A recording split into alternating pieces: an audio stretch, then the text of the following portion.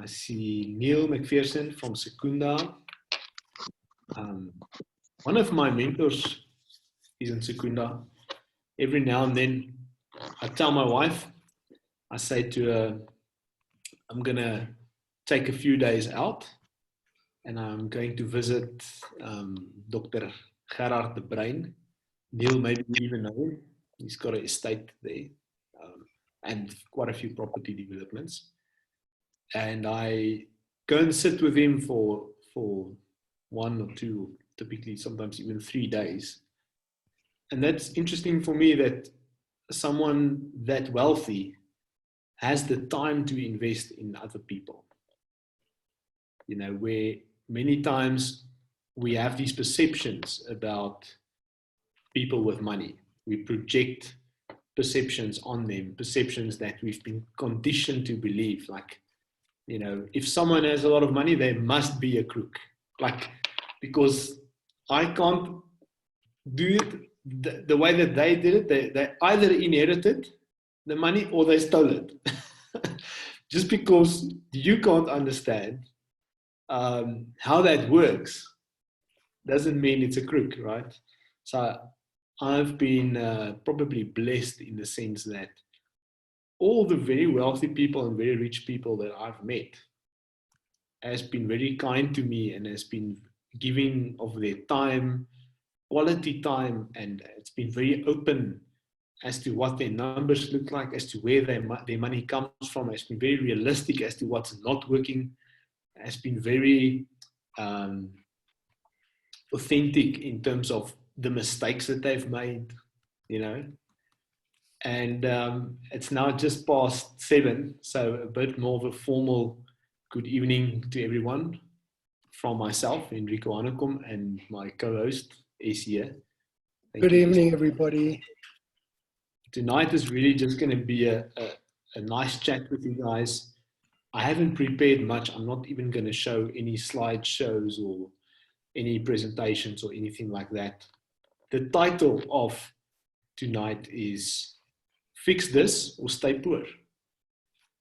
And, you know, becoming wealthy and creating wealth is not such an intangible thing. If you go and study and read, and you will find that there are specific things that repeat.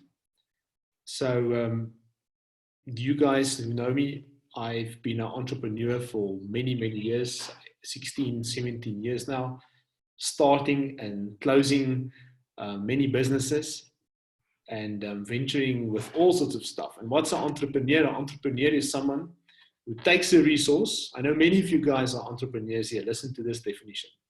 Someone who takes a resource, repositions that resource, whether it's money or labor or equipment or whatever, they reposition that resource for a higher yield than what it could originally produce.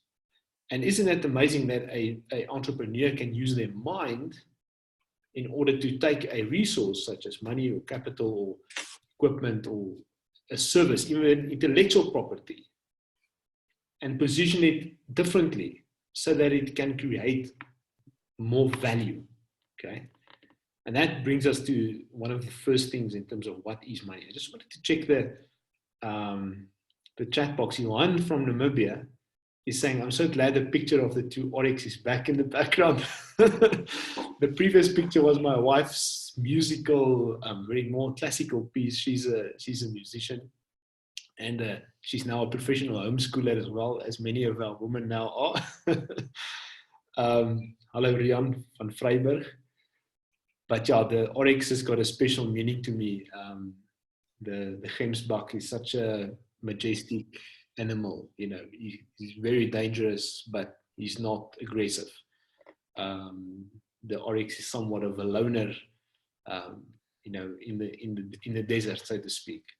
So yeah, Tina's, I don't know who the artist is. I can maybe check for you, but I think it's a print from a photograph. But it is quite a beautiful photograph. So thanks for noticing. So about 6 years ago, throughout this whole entrepreneurial journey of myself, I started becoming more specific with understanding how does the mind work, how do we make decisions, How do we change behavior? How do we change our results? Have you guys ever felt where you notice your results? You notice this is the results I'm getting. And then you make new decisions in order to change those results. But for some reason, you keep on getting back to the same old results, right? And that frustrated me as well. And I started studying the neuroscience. So I call myself one of my fields of work is as a neuro coach, helping people to change their minds in order to change their lives. I want you guys to just get a pen and paper ready to write some stuff down. The first thing I want you to write down is this. If you want to change your life, you change your habits. It's very simple. If you want to change your life, you change your habits. Okay? So the interesting thing of money, we have to ask, what is money? If we think back about the farmers of old, they used to trade. Let's say they traded sheep and vegetables, so they traded value. And then at some stage that became impractical and they realized we need some kind of token to represent the value. And we call that a currency. And now that currency, originally it was shells and stones and these kind of things, that token represents value. And it was in the hands of the people. And now that is formalized and institutionalized, right? The token for value is institutionalized by the banks and the governments. So money is no longer in our hands, except of course if you own cryptocurrency or precious metals, then we have money in our own hands without it being manipulated. So when I tell you that I want you to have lots of money and I want you to experience wealth and riches, it is not a thing of being greedy. It's a thing of, I want you to experience more value in your life. Because no one wants, if you could have money, but you're not allowed to do anything with it, it's like having a Ferrari in the garage and you're not allowed to drive it, right? You don't want the stuff, you don't want the money. What you really want is the value that it purchases, because it's only really a representation of value. So when I ask people, when they say, with these perceptions that they typically have, having grown up, that money is the root of all evil, which is a misinformed perception, right? There's other ways to interpret that. They have this, they think money is dirty, they think money is evil, you know, and they think that there will never be enough. I spoke to one person one day and he said to me, his first cognition of money was when his dad sent him to the ATM with his card. And his dad told him what to do. And just think about how we are programmed from very small, right? Your money story. And he did the whole thing at the ATM. He was supposed to go and buy something for his dad at the shop. And the machine didn't give money. It gave a little slip. And he was so small, he had to ask someone, what is wrong? What does it mean? And the person looked at the card and the slip and said to him, the money in your dad's account is empty, it's finished. And that was his first memory of what money is. It's lack, it's not enough. And he was embarrassed in that moment. So we have all these preconceived ideas, but what I want for you is that you experience a lot of value in your life. You know, so some people say, no, money is not important. Then I asked him, but what is important for you?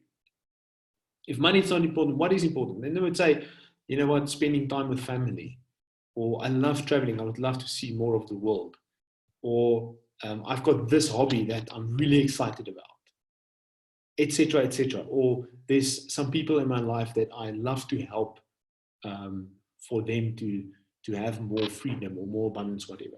And then when you really think about it, all those things are bought with a resource called time and money. So money really is important if we see it in the right light. Okay. So it's an important resource, and the more money you have in your hands, you have to decide that it's important for you to have lots of money. Because if it's in your hands, then you can do good in the world. If it's in your hands, you can experience abundance. If it's in your hands, you can make a difference for other people. If it's in your hands, you can purchase whatever that is, that dream or that experience. And in fact, you can experience more goodness. You can experience more of what God created in this world for us to experience. Okay, so see if you can make that mind shift, or at least tonight start challenging these ideas that money is dirty and evil or whatever. It's really about something else. Behind the money lies the value. That is what you're looking for. So don't worry, you don't have to chase money. We are after unlocking higher levels of abundance and value. So just a little bit on what money is. Now, probably most of the stuff that I'll be saying in short tonight is stuff that you've already heard. But here's the thing, guys. I've had to learn again and again and again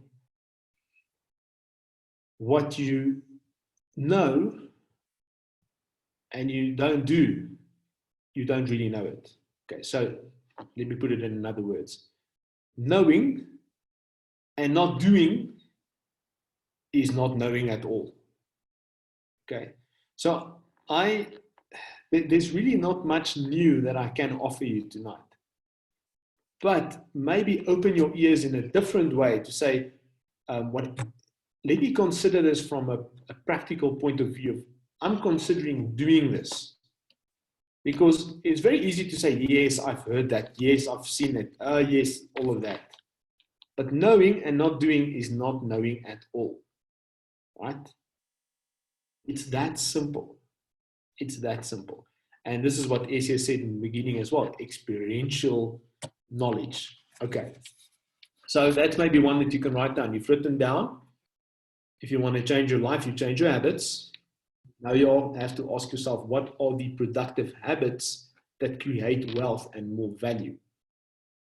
And the second one, knowing and not doing is not knowing at all. Okay.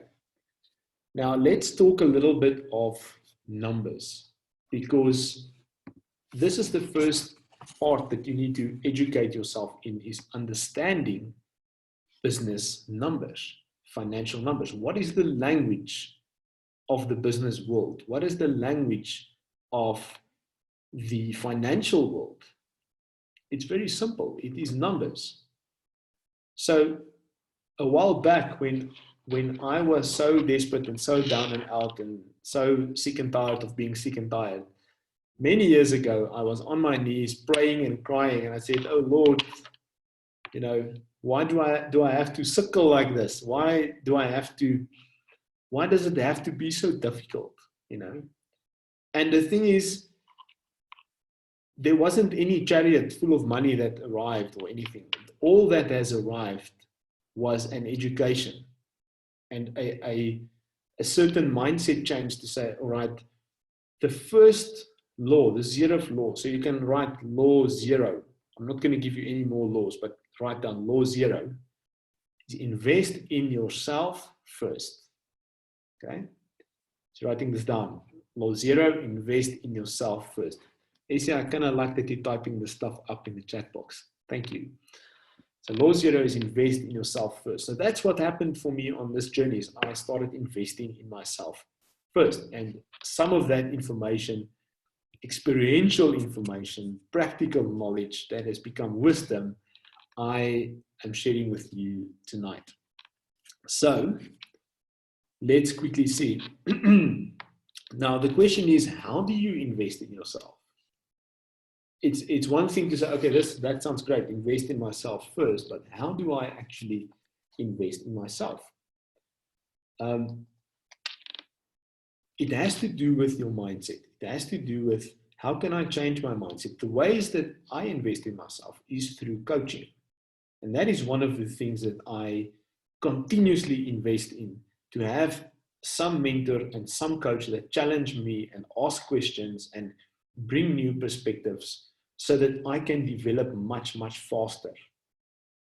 For those of you who know me, my essence is still the same, but I see the world very differently than a year back and the year before that and the year before that. Because I'm continuously investing in myself and my mindset, my frame of reference, how I see the world. Because I can put a tool in your hands. It's your mindset, your skills, and the way that you look at it that will determine whether you make a success of it or you don't. That's the only thing, is mindset. I told one of my friends this morning in a telephone conversation, I had a business once.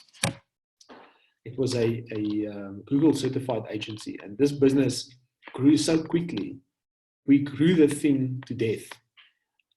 It may sound extreme, but it was a subscription-based business. At some stage, I had a staff complement of 8 people that I all had to pay salaries, and everything was growing nicely, and it was going really, really well. But I did not have the right aptitude and the right mindset to be able to maintain that. And at some stage, our service lacked, and at some stage, we had people stopping their subscriptions. And suddenly, it was a snowball effect in the wrong direction. Now, I would have dealt with that situation totally differently, but I just got to a ceiling of complexity in that specific business where I couldn't maintain that, So, was it a bad business? No. Did we have a bad product? No. We had everything going for us, but the mindset wasn't right. So your mindset is extremely important. Coaching. The other way that I like to invest in myself is through education. Now, I want to show you 4 books that I can highly, highly recommend in terms of creating a wealth mindset, because what I'm conveying to you now in 40 minutes, it only scratches the surface, because there are certain levels of competencies that you need to have so automatically ingrained to make the right decisions, etc. It can only come through with time. Unfortunately, there's no silver bullet where I can tell you, do this one thing and boom. It is an education process. So the 4 books that I would highly, highly recommend to you. The first one, and I'll link to the one that I'm talking to, is the Cashflow Quadrant by Robert Kiyosaki. So most of you know Robert Kiyosaki. Essia knows him very well, and some of his advisors that he's worked with. Essia, you're welcome to chip in from your experience as well.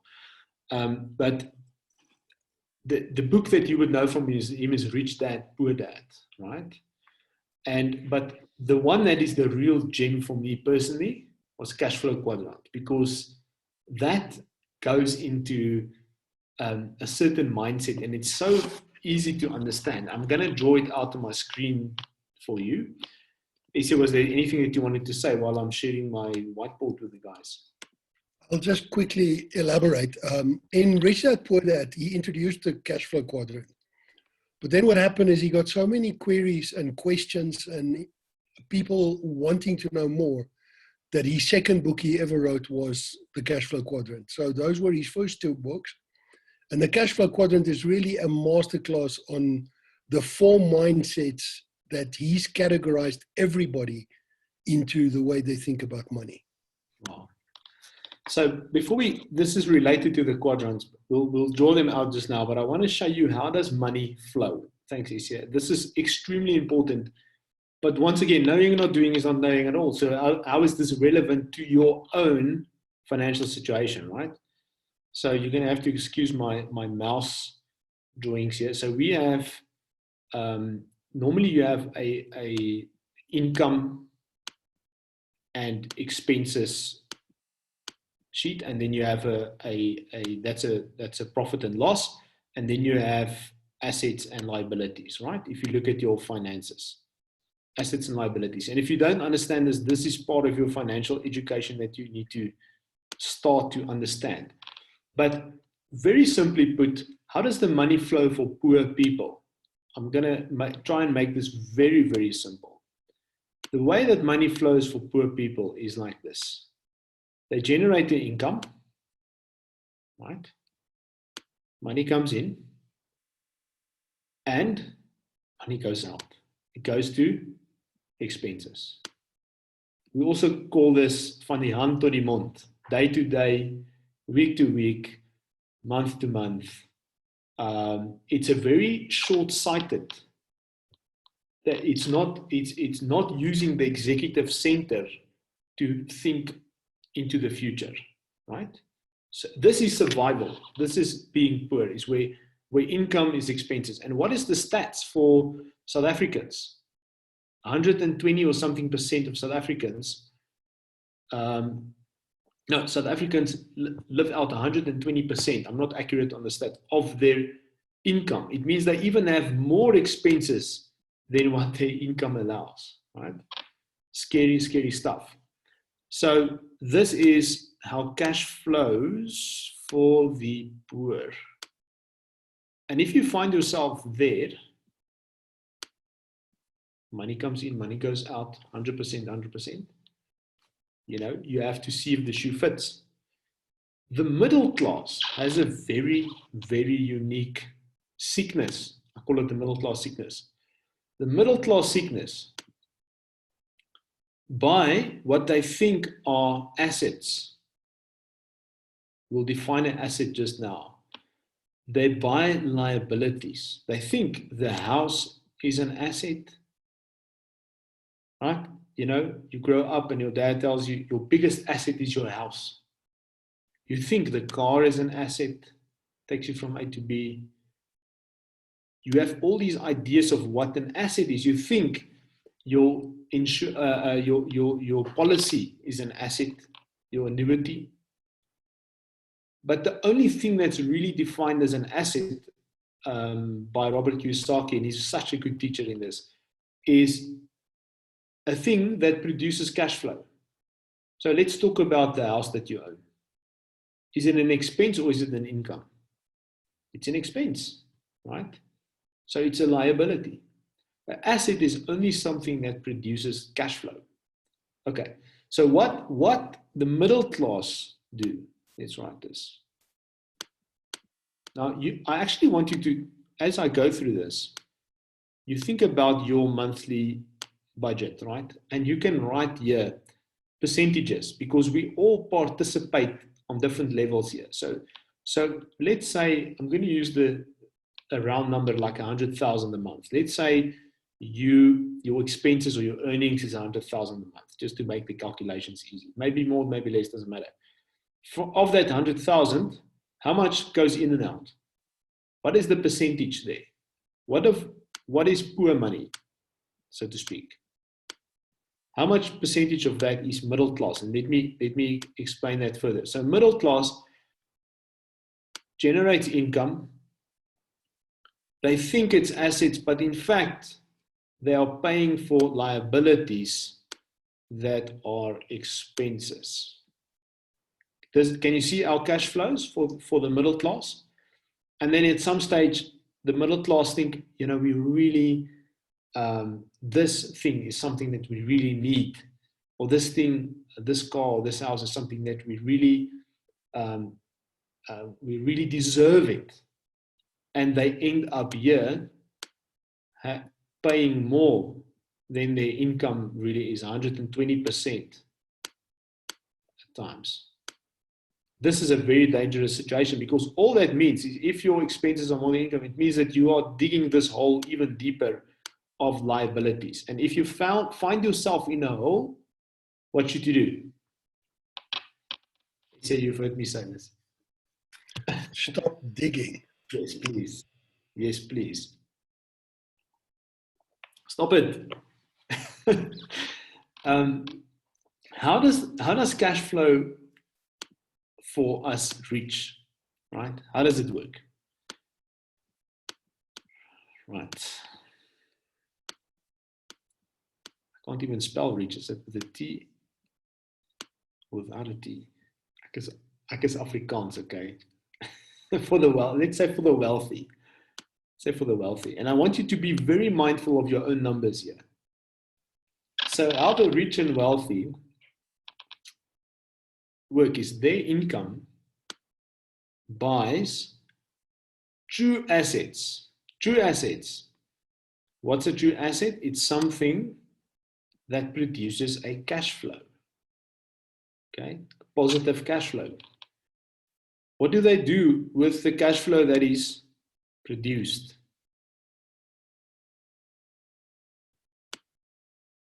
That becomes more income. What do they do with that income? They buy more assets, real assets that produce more income. And my friends, what you see in front of you here is how the rich gets richer and the poor gets poorer. It's that simple. So what is a real asset? Something that produces cash flow. So that could be a rental property. It could be a business. It could be an investment. Okay, and we'll talk about those quadrants just now. So have any one of you, where do you put yourself? If you don't mind telling us in the chat box. And even if you have the percentages, say, if I would section off my income, how it's flowing at the moment is maybe 50% is poor, 30% is middle class, and another 20%, I'm dealing at least with that as a wealthy person. It's going into investments. Just to, I don't want to put you in a category, but how are you dealing with your income? Stian, middle class. Yes. Middle class, Jasper is saying 1% rich. At least you've made a start. Let me tell you something. Someone that I worked with said to me, Enrico, I'm going to start saving, but when we talk saving, we don't talk the traditional saving, we talk productive saving. In other words, it's actually investing. But he said to me, I'm going to start saving 100 Rand a week. And when I heard that, I celebrated with him, because I said to him, you know what? You're changing your life. It doesn't matter how much you participate, how well done, 10% on the rich side.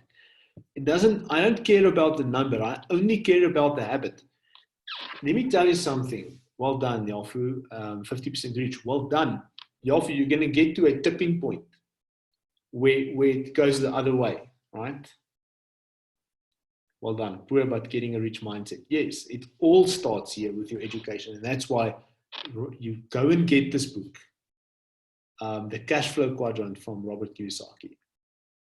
Also, the second book that you've heard me mention in some of the other webinars, The Richest Man in Babylon. Okay. If you ask me nicely, I can send you the link for that, or Issa can post the link. It's in the public domain, so we can give it to you for free. Mainly middle class from Graham, but I've been increasing to rich. Excellent. It doesn't happen overnight. It does not happen overnight. It's a process, and slowly but surely we steer the ship. We steer the big ship. So this guy saying he's saving 100 Rand, I was just so happy for him, because it's not about the number. It's about the habit. What did you write down? The first thing that I said, if you want to change your life, you change your habits. Okay, that's the only way. And that statement is making in this book, which is the third one I want to suggest. My camera may be in reverse, but it's The Power of Focus. One of the three authors is Jack Canfield. Now, this book is not a very well-known book. I've never heard someone else suggest it, but it just sort of came across my path. And the power of focus is huge. You've heard me say, where your attention goes, that's where you focus, and where your focus goes, your energy flows, and where your energy flows, you manifest. In fact, that principle has been taught to me by someone on this call. So I have to give him credit. He doesn't need the credit. Ockert Moller. Thank you, Ockert. Where you put your attention, that's where your focus goes. Where your focus goes, your energy flows. And where your energy flows, that is where you manifest material. It becomes physical. It becomes matter. And I've seen this. I cannot go into the evidence now, but I have the evidence for you, right? You can go and test this. So the power of focus, there are the author Vincent, Jack Canfield, and then two others. It's a nice read, this book. I get so many people that talk to me about this project and that project, and then I ask them, what are you focusing on? And they can't really tell me, until you decide to focus, you are dabbling. You cannot have your will and your intention and your energy dispersed to different things. You have to decide what you want to focus on. And if there are other projects, you have to pull it into that focus to say, how does this help me do that? Right? For instance, I'm an entrepreneur and I am a public speaker. Are those two different directions? It could be. But if I ask myself, what is my focus and how do I employ those skills towards the same focus, then I begin to get synergy and you begin to see immense power when you start to focus. So please allow yourself this gift to be able to focus. You have the power of focus. Nice. Thank you, Asia. At one stage, I thought it was kind of cool to say, I own multiple businesses, but I couldn't focus, I couldn't really put everything, heart, mind, and soul into this one thing. And you have to allow yourself to focus. Okay, so that's a very, very important principle. The fourth book, remind me, I'm going to leave it to the end. If I forget, please just wave and tell me if you've missed it. I'll tell you, don't worry. Okay, cool. Right, let me go back to my notes. Why do you want to invest in yourself? Because there's a little saying that says your net worth equals your self-worth, or your self-worth equals your net worth.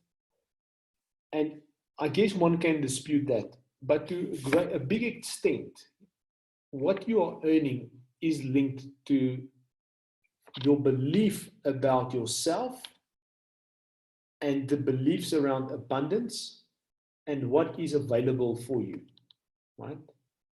So that is a critical thing. And as you invest in yourself, in your mindset, that level of self-worth, and this is not an inflated, egotistical self-worth, it's a solid point of I bring value, right? It's more a confidence.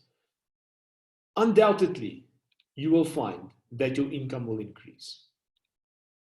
Asia, do you have any examples for me on this?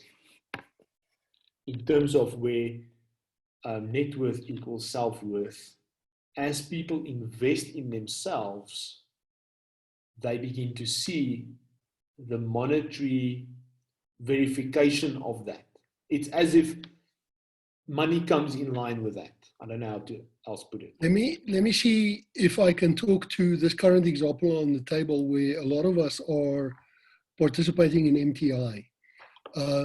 If you were looking for means of making extra cash and you were not necessarily an investor before, and therefore you never thought that automated income as a concept really exists. You heard about it, you didn't believe in it, you didn't buy in it. So your concept was if we have to label it, the employee mindset from Robert Kiyosaki. It's get good grades, study hard, so that you can get good benefits, so that you can get a pension. We all know in South Africa, a lot of those things are null and void right now.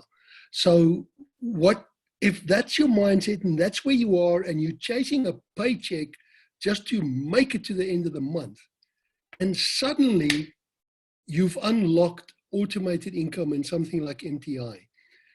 It expanded your horizons. It expanded the way you think about abundance. It's changed your mindset from a scarcity consciousness to becoming abundantly aware and therefore aware of abundance. And by seeing that difference happening, you can actually stop for a moment at one point and metacognize, saying, I'm thinking about what I'm thinking. 2 weeks back, 3 months back, 6 months back, I did not think that I can do this. I did not think that it was possible. and just look at what else has changed for me. As the mindset opens, a lot of other things come into play that you wouldn't have considered when you still had the blinkers on and you're running that one way. But now it's like the sun rose and you can actually see things so clearly that you couldn't see before. That is the effect it has. And I'd like to see little hands up there if anybody has experienced this already. There's new information even right now coming into your field of consciousness, things that you haven't known to exist before. How do you know what you don't know, right? This is how you know. You invest in yourself, you read, you learn new things, you expose yourself to mentors, to coaches, you experience life, and that consciousness field begins to expand. It is the gift of life, is to be able to grow and to be expansive. All right, so let's actually get into, thank you, Asia, and thanks everyone for your feedback.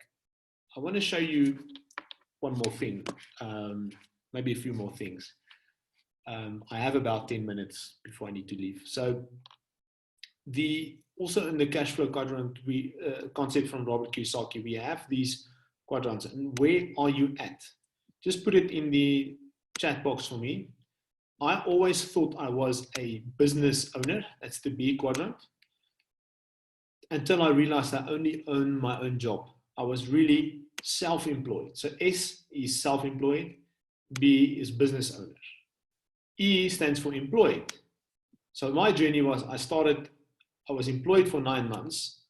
Then I started my own business. I thought it was my own business until Robert Kiyosaki, one of those great teachers, taught me it's only a business asset if you can go away for a year and come back to find it at a better place. Then I realized, oh my gosh, I only own my own job. I don't really own a business.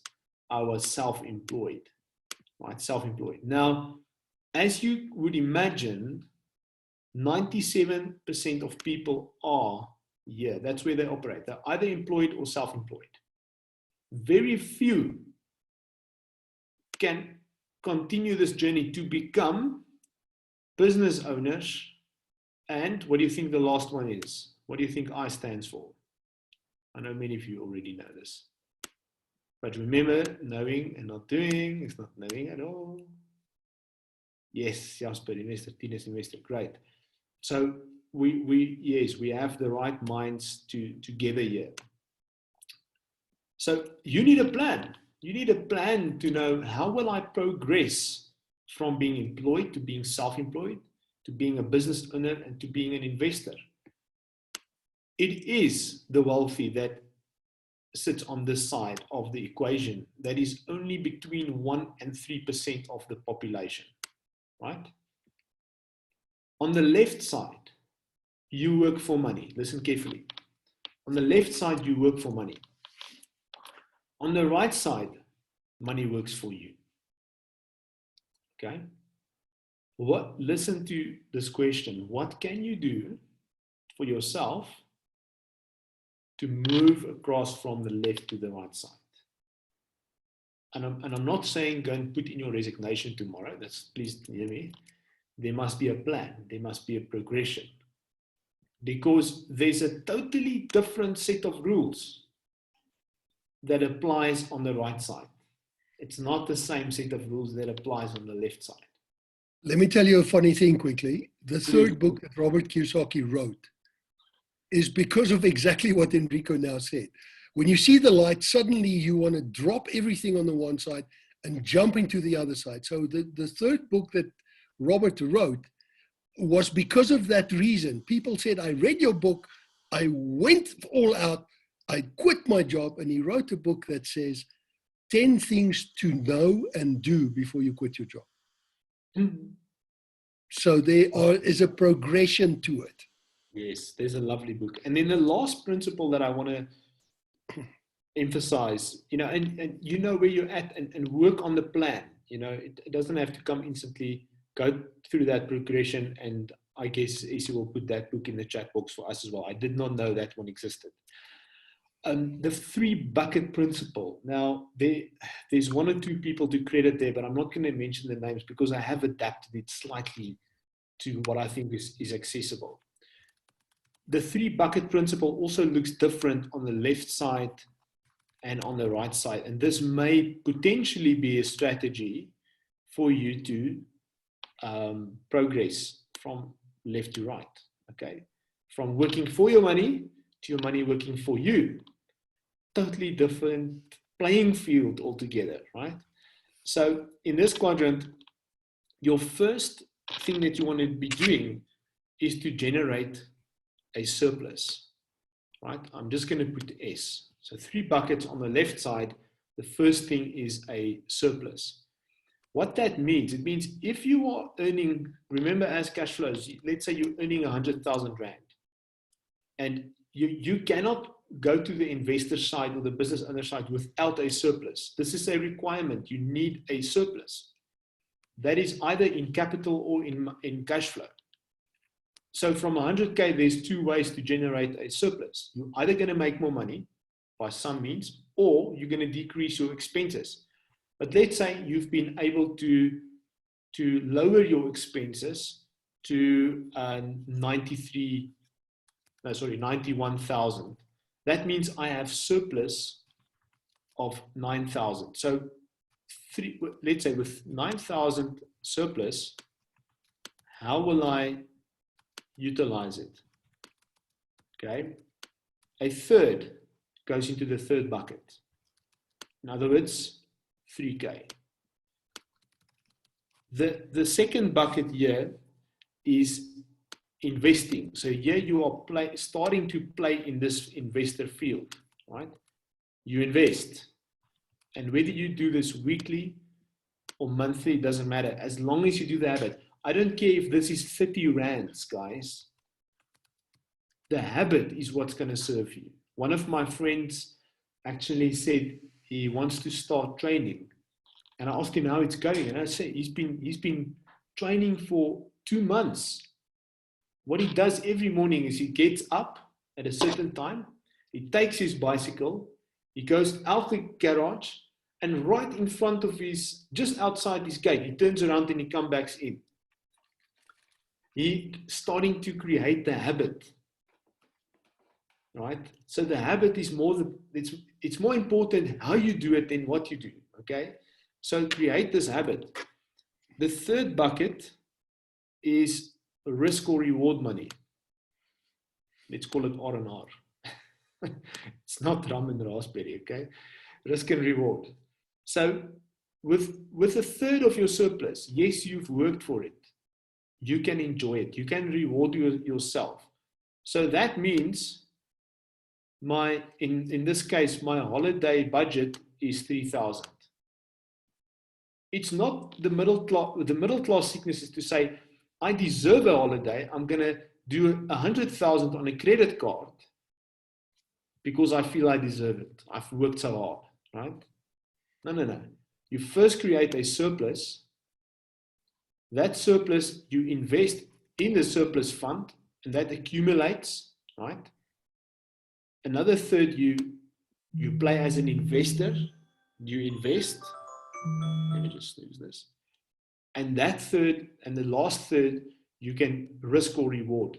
So if you want to do something risky, say, you know what? I don't know anything about business, but I want to try this business. It comes out of this risk and reward fund, that 3rd bucket. Okay. It looks slightly different when you don't have an active income and your income is money that is working for you. Then the last 2 buckets stay the same. Guys, this is my interpretation. I hope you're following. The last 2 buckets stay the same. You're an investor, 1/3 of your income. Now it's not just the surplus amount, it's the total income. So on that 100,000, it means 33,000 is invested. 33,000 is risk or reward money. And only 1/3 is my survival money, or you can also call that living expenses. So based on this, what are we saying? I'm saying your goal, consider making this your goal to 3x your income. The moment you earn 300% of what you spend, it means a third goes there in the first bucket. Those are living expenses. A third goes to investing, building this asset that keeps on making money for you, right? Creating more income. And a third is risk and reward, where you can take greater risks and you can even reward yourself. So that is the 3-bucket principle that I've seen, but I've applied it slightly differently because the rules change when you're on the left side to the right side. It's not the same. It's not the same playing field, right? Okay. Do you guys get this? Can you see your progression? Employee, self-employed, business owner, investor, and the 3-bucket principle. I got so serious about this that I had cut my living expenses by half. I even sold one of my vehicles. You say, if I do that, it's going to be much easier for me to get to that and not step in the middle class trap of like the Joneses, the cars and the houses and all of that. Please hear me. If you follow this 3-bucket principle, you cannot not get rich. You cannot not be wealthy. Can you see that if you're on the right-hand side, you have assets that produce the income. The way that you utilize that income, a third of it is living expense. Another third is you reinvest back into businesses and investments. I'm not going to talk about the nature now. And another third, you enjoy. And enjoyment could be risking a bit on a new business. It could be a holiday. It could be whatever. Yes, Tines, some people have rehashed it to call it the Mercedes principle, but the original was the three bucket principle. Okay. I have to finish up. I hope this has been very valuable to you guys. And I just want to remind you of this principle. Knowing and not doing is not knowing at all. If you do not start right now with a plan to do this, you've wasted your time, right? Vincent, it's a pleasure. I see all the thank yous. It's such a great pleasure to share this with you guys. Oh, the 4th book. The 4th book speaks about a principle that I've mentioned. One of these statements it makes, listen to this, you can write it down, is money goes where it's appreciated. Money goes to where it's appreciated. You can look at this. If someone doesn't care about money, money doesn't go to them. If someone keeps a tight budget, they manage their finances, they manage their investments, their businesses, what happens? Money goes to where it's appreciated. There's more. So the 3rd book that covers some of these interesting principles is by a human behavioral specialist called Dr. John DiMartini. How to make a hell of a profit and still get to heaven. So he talks about things like gratitude, being grateful, being appreciative of what's happening. Do you want the title again? How to make one hell of a profit and still get to heaven.